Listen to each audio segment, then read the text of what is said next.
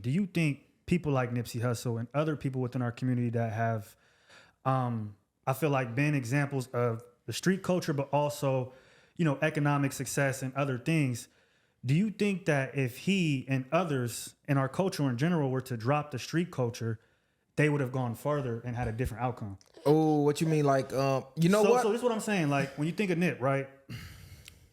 He was started in a position of gangbanging. He ended up buying a block. He was, you know what I mean? The whole Slauson Mall little area thing right there, or Crenshaw.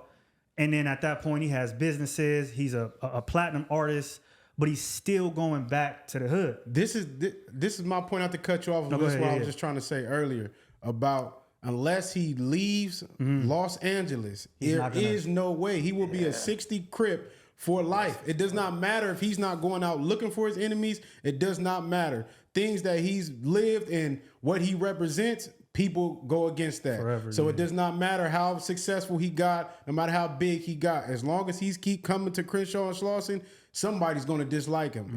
Everybody's not going to be just a part of that. So he's going to be what he's going to be. Now, the only difference is Nipsey got to a part where he does things that people are not going to do behind the scenes. He's reading books. He's doing a lot of different shit. Now, we get people like Nipsey and expect him to be the savior of everybody versus just, okay, Nipsey be the example and the things that he's trying to teach you, learn from him and build more people like himself or be a best version of yourself. You know what I mean? So that's if we are here, he blow up today or you blow up. It's like, yes, we got the blueprint now. Let's bring more leaders. So now you can't just knock one off and be stopping. The same way with Malcolm X and all these other people. We get them. We look for Malcolm X to be the hope and savior, and nobody else wants to step up and do the things that he's doing. But they're going to follow him because he got a cult following. But you need more thinkers. You need more leaders in the first place. I think it's a gift and a curse, though, because I believe Nip was smart enough to get to where he got, regardless of the fact, maybe even further in a legit business way. But it wouldn't have inspired the people the same. It's different when somebody come up out the trenches that you living in and we was just thugging and damn, he made it and showing me the blueprint and coming back and still showing love. He didn't just forget about us to where, I mean, compared to just some square from Delaware that you don't know exists, he blow up and now he's a mogul.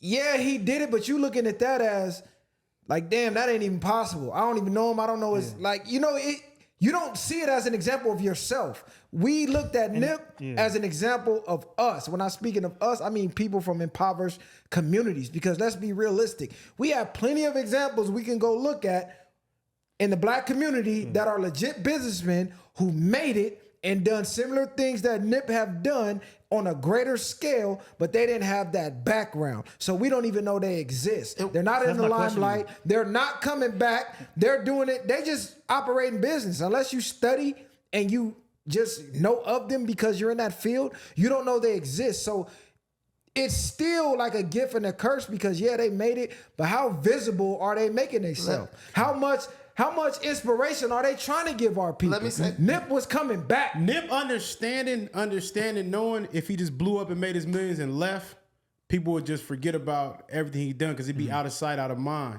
If he's just staying out the country doing what he's doing, it's like, damn, yeah, I remember Nipsey.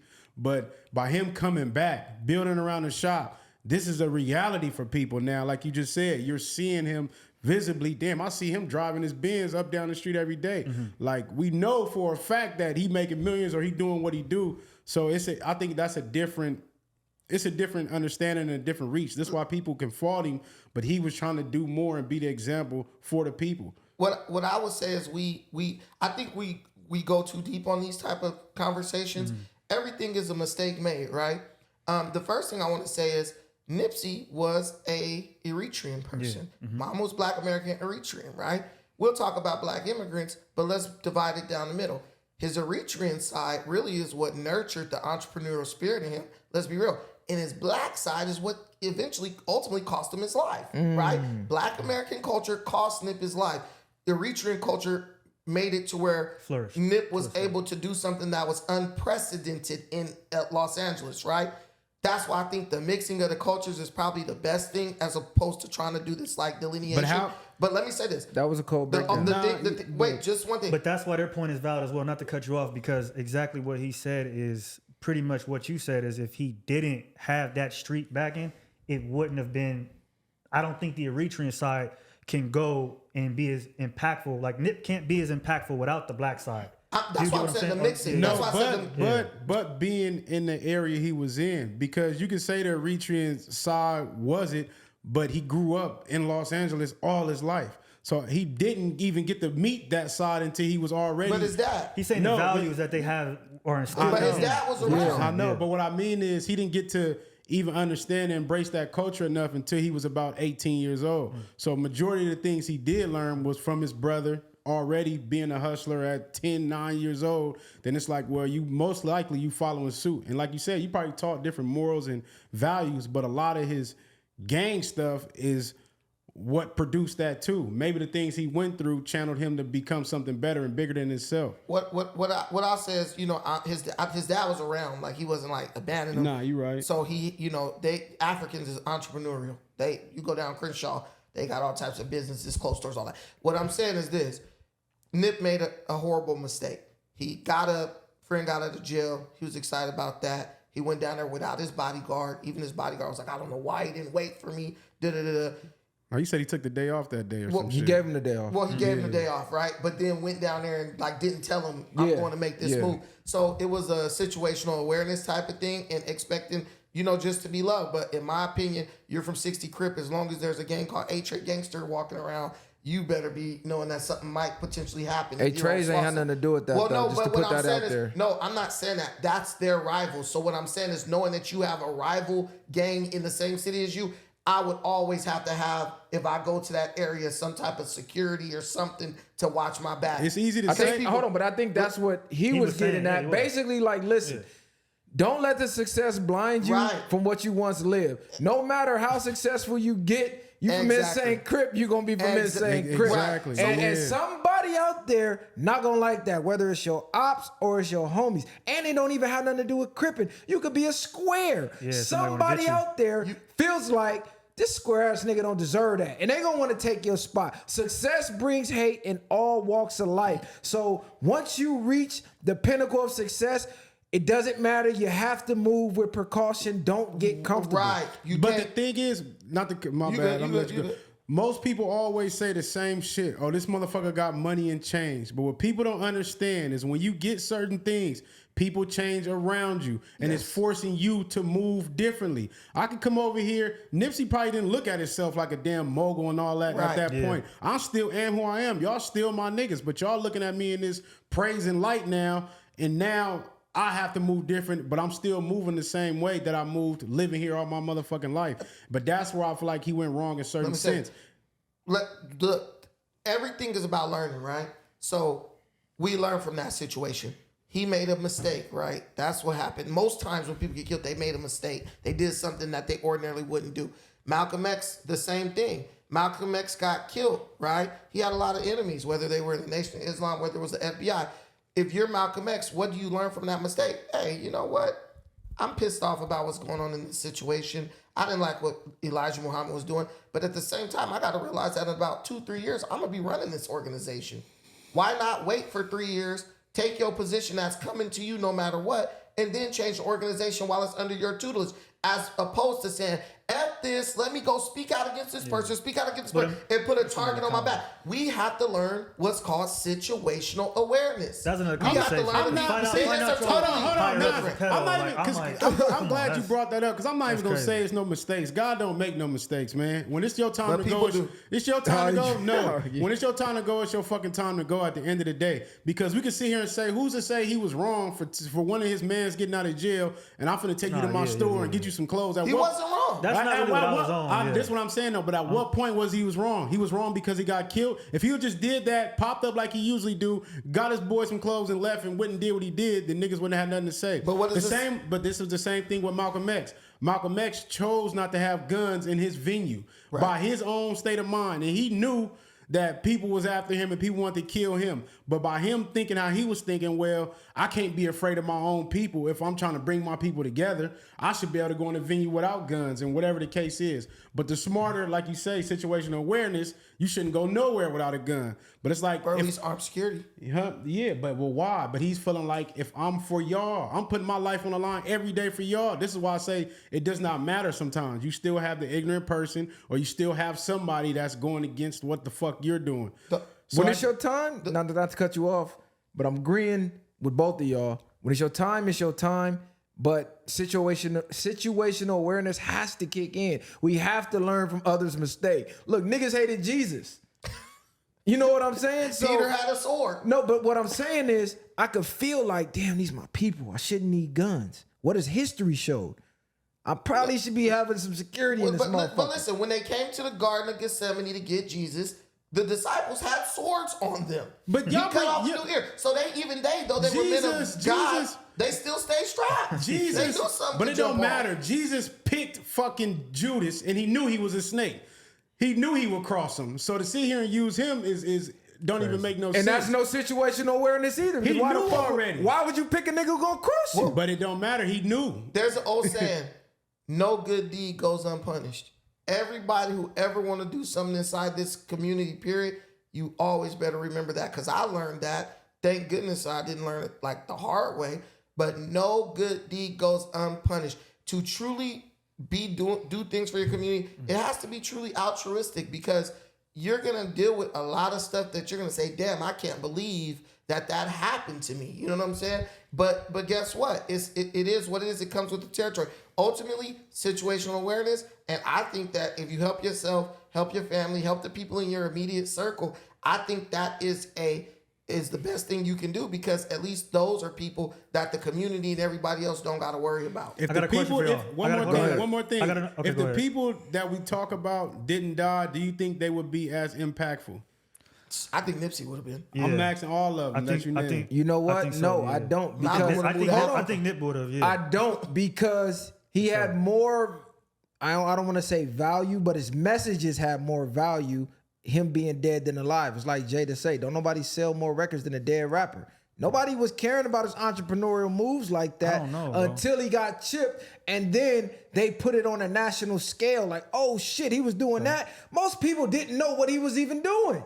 But Let's when they- be real. I feel like Until he I feel like when died. Victory Lap dropped though, leading up to that, like his passing, niggas was really hip to him. I feel like he was What getting a lot. niggas? I feel like he was Bro. getting a lot of his. If royalties he when wasn't Victory if Lap out dropped. here, though. yeah, Oh, majority, he's out here. majority, In LA. majority of people like us, his core following are certain people. Then it's like, yeah, we understood that, but like we say, his own hood didn't even. Everybody in his hood didn't even understand his greatness, or it would have never got to that point that he was. A lot of these people, I'm saying even Malcolm X too. Yeah, he was powerful, but then people didn't realize how powerful he was until he was gone. Right. But the thing is this, like say somebody like Magic Johnson, right?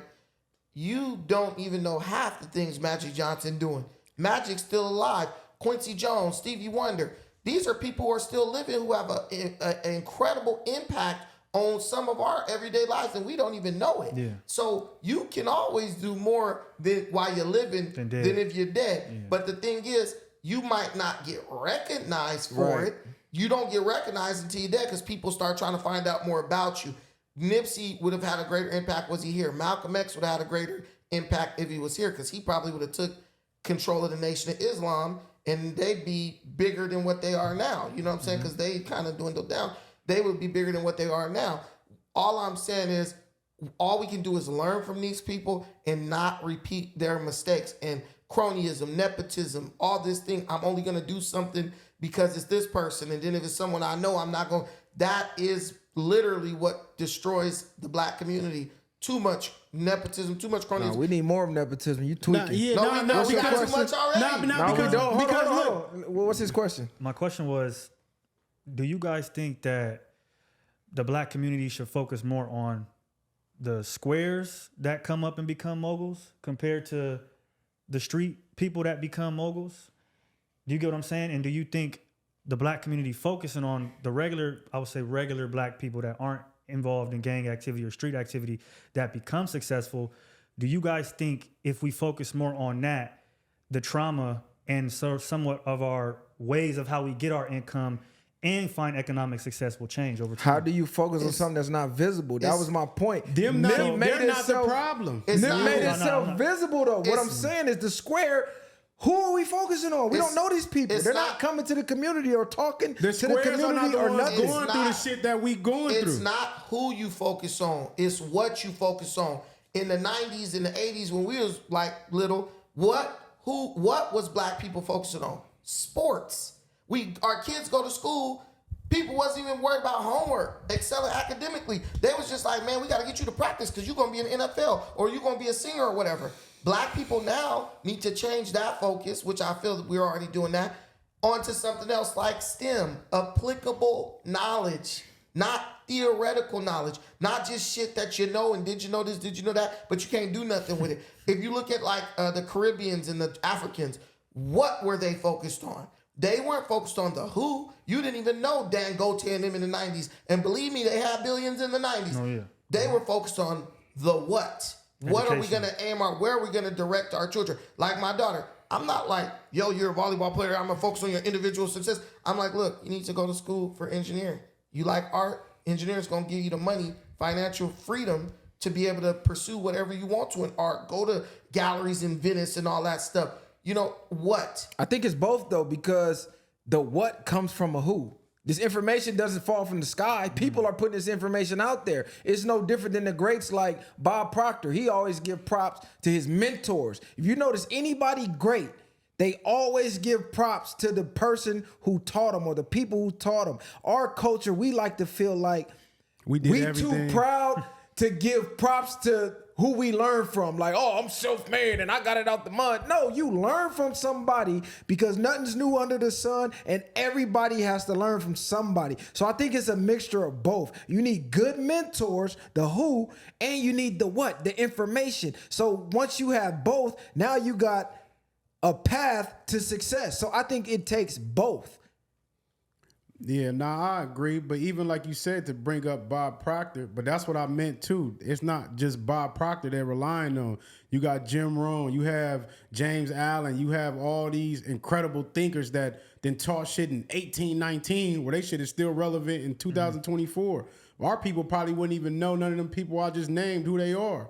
You know what I'm saying? So Thank God for white people. Huh? Thank God for white people telling us about it. Relax. Thank God for white people telling us about it. He got to do that once a show. It's not about just white people, but you can say we don't know about all that, but we've invented mostly everything that there is to be something, and our people don't understand this shit as far as how smart we've been. We've taught these people things to even know about inner works and all that type of shit. So that's why I be mad at y'all about the hip hop argument. Why are we focused on that when we got so many other things we've done and are doing? But that's kind of my question. But to go back to what he was saying, which one do we focus on? You're saying focus on the squares. A square can't come to the hood while I'm doing bad, ain't got no money, and do all this. Then he sit here and try to preach to me when he don't got to live the way I live. Until he can understand and go and last in my shoes, then I can understand where he's coming from for the most part. And that's what I was trying to tell Flacco. Listen, it's the reason Jesus, whether you believe he's real or not, message is so powerful because he went out there to live like the people. I'm poor like y'all. I'm going to come out here and thug it with y'all to show you I'm living through what you living through, and I'm going to make it out, and I'm going to show you. Like I told Flacco, it's different when you're in the game. No one can come, like you could be a couch quarterback all day, study game tape your whole life, understand the X and O's. Guess what? When Brady walk in the room, your opinion is irrelevant. You know who opinion matter? Joe Montana. Somebody who was in the game and in them shoes and winning them rings. They speak a language you could never speak because you never had to live it. Same way, if I'm in the hood, you never had to deal with your best friend getting chipped. You never been to jail. You never starved. You never went nights with no lights and had to boil water for hot water. Like, you never had to do that. Or go to your neighbor's house and borrow shit. You never lived it to be able to tell me how to overcome it. Right. So my thing with that is I agree when it comes to the Flacco situation. I don't agree. Because I kind of echo chambered that sentiment. I guess what I'm speaking on is when you're learning something, why should I have to go to, you know what I mean, somebody who, for instance, if I want to learn how to become a millionaire. I'm not a millionaire now, and he might have taken a whole different route than me to get there. Or for instance, we listen to a lot of millionaires that had a trust fund from their dad or mom, and then they took that money and they built it. So I don't necessarily think we have to learn from somebody who is in the exact same walk of life, because more than likely when you learn something, it's going to be from somebody that you're not really in the same environment yet. Then when you learn, you can join them up there. So I feel like to a certain degree, you kind of have to look at the people that are not in your walk of life to a certain degree if you want to get to where they are. That's the only way you're going to be able to do it. Well, Your teacher is not going to reach me. The things that you teaching is not going to reach me because I don't even have an open enough mindset to even be thinking about that. I'm thinking about surviving this moment, this day.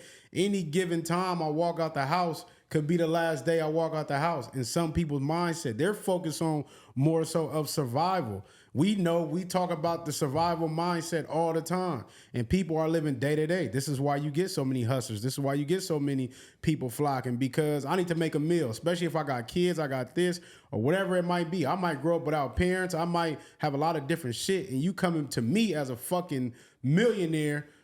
It ain't like you putting money in my pocket and telling me like, here, let me come teach you this. Like, no, you just coming to tell me some shit, and I gotta wait however many years before I even see fruition. I'm not even seeing that far. I'm not even seeing past next Tuesday. Yeah, I get what you're saying on that. I don't think that it's about the person sharing your experience. Like Flacco, we discredit him because he's African and he's from Dakota, whatever. Flacco still has a perspective that's valuable, because sometimes people can come from a different perspective and show you something or say something that could change the way you look at something you've been doing your whole life, right? So, like, I'll give you a perfect example. There's this documentary that was on Netflix called Giro Dreams of Sushi, right? The dude just made sushi in a 2-stool sushi restaurant in a Subway. You would watch a documentary about food, nigga. And I love Everything sushi. tied back to food But with this look, nigga. so this guy, this is what he did, and he raised his family on that. His sons went and worked on the stock market and all these big high-paying jobs. All of his sons came back eventually and worked for him in that little 2-stool restaurant. What did they learn from him that empowered them to do all that? Stock market ain't got nothing to do with sushi. Actually, it does. He said, working on perfecting something every single day is better than just trying to find something new to like gain information or knowledge of, right? For sure. That brings you a whole new perspective. Anybody could teach somebody something, but you just have to be receptive to it. And that's what we learn as we get older. It's not that these people have some type of like profound information. It's just like now we are patient enough to sit down and identify the value in what's being said. And I think that's in all walks of life. Like, it applies across the board. Yeah, but if you haven't lived certain things, certain things you're trying to teach people, you had to live it for your message to hit harder. Like, it just is what it is. It's like having somebody who studied war. Never was in war, though. Who you think them soldiers gonna listen to and message they gonna respect? A vet or somebody who just sat home watching war movies and studying YouTube documentaries? They don't respect you because you never put that uniform on. You never went out there and got that Purple Heart. You never been on the battlefield ducking bullets and in them trenches. This is something you can't even fathom. You don't got to deal with the PTSD on July 4th or waking up out your sleep thinking you still out there. You never lived it. You just study it. So it's certain shit, no matter how much you study, you'll never understand. It's like black people trying to explain black people problems to other races. Where no matter how much you break it down, until you live life as a black person and heard that N-word with the hard ER, like, whoa, this is real. You can't fathom it.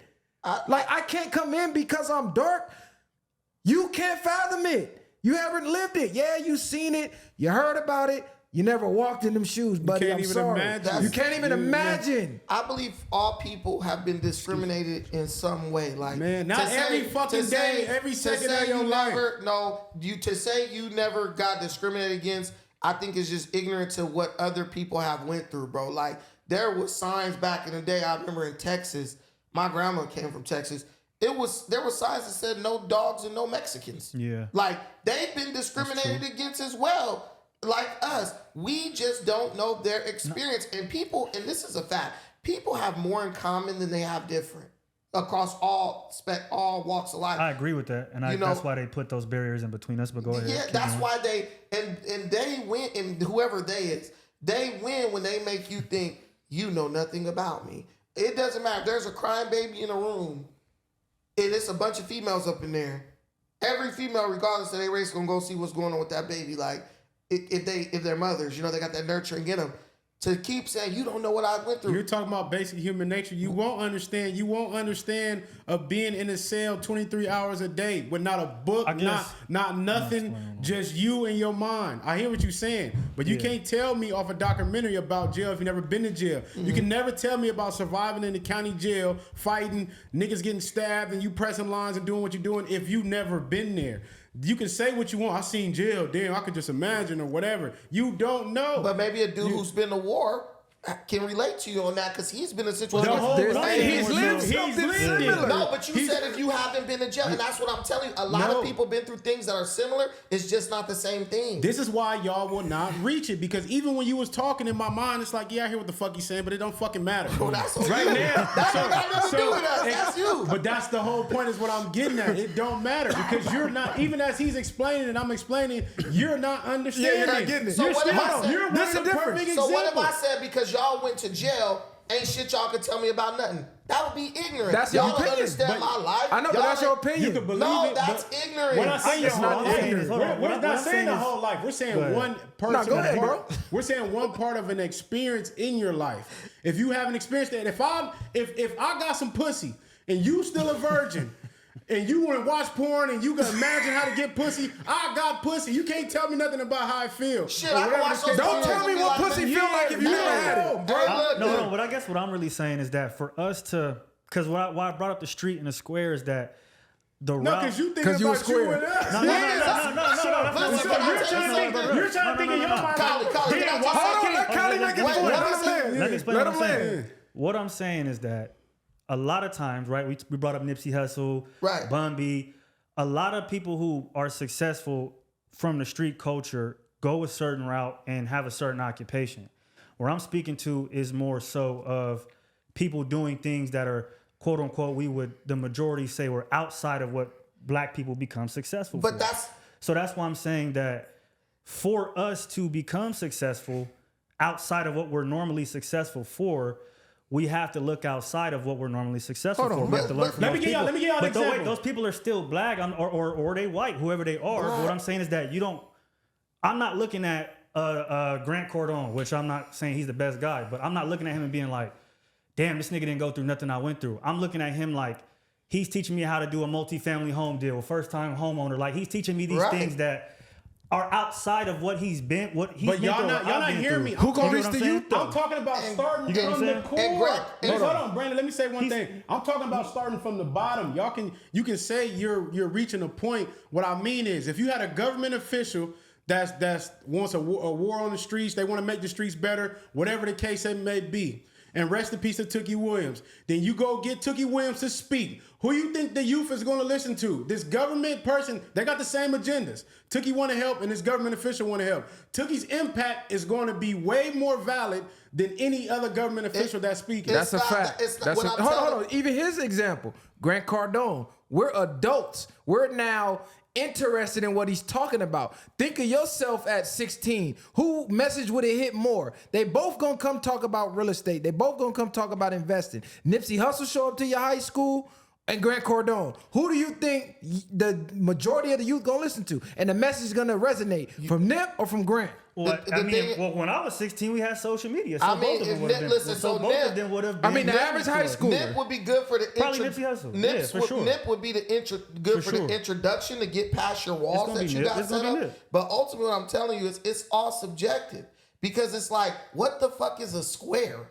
Right? Like you. What? I mean, yeah. We understand what it is. I don't look at these dudes as street dudes. These are just dudes to me. I don't look at them like, they're squares. I don't look at you as a square. You're a man, you're a man, you're a man, you're a man. We could all get in a fight. Now you call us degenerates. No, you call us degenerates. You don't look, hold on. He don't look at nobody as squares, but he look at them as degenerates. What's a degenerate, nigga? Listen, nobody. Yeah, exactly. Hey, nobody eating filet mignon in Thailand is a degenerate.